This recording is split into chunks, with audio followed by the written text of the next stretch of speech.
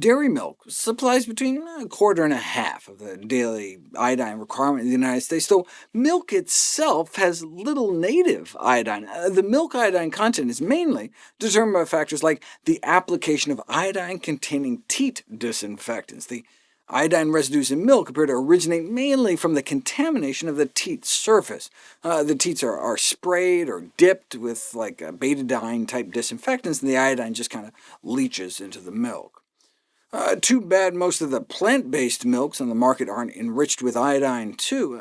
Fortified soy milk is probably the healthiest of the plant milks, but even if it was enriched with iodine, what about the effects of soy on thyroid function? It's funny, when I searched the medical literature on soy and thyroid, this study popped up: a cost-effective way to train residents to do thyroid biopsies. Just stick the ultrasound probe right on top and go to town. It turns out on ultrasound, your thyroid gland looks a lot like tofu.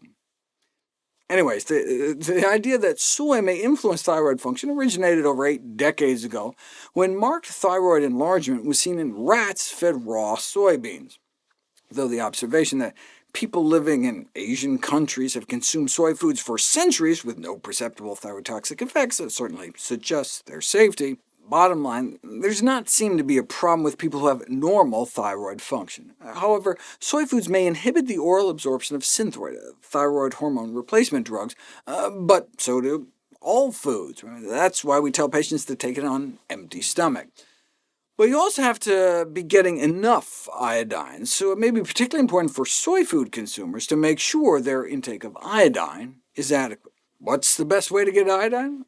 For those who use table salt, make sure it's iodized. Currently, only half of table salt sold contains iodine, and the salt used in processed foods is typically not iodized.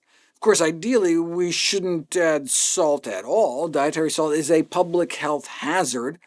I think this title is a little over the top. Dietary salt is the #1 dietary risk factor for death on the planet Earth, wiping out more than 3 million people a year, twice as bad as not eating your vegetables. What's the best source of iodine, then? Sea vegetables.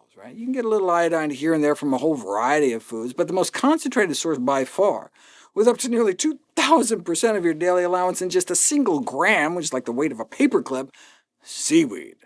Given that iodine is extensively stored in the thyroid, it can be safely consumed intermittently, meaning you don't have to get it every day, which makes seaweed use in a range of foods attractive, and occasional seaweed intake enough to ensure iodine sufficiency.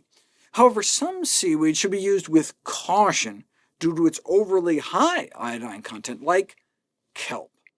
Too much iodine can cause hyperthyroidism, a hyperactive thyroid gland. A woman presented with a racing heartbeat, insomnia, anxiety, and weight loss, thanks to taking just 2 tablets a day containing kelp.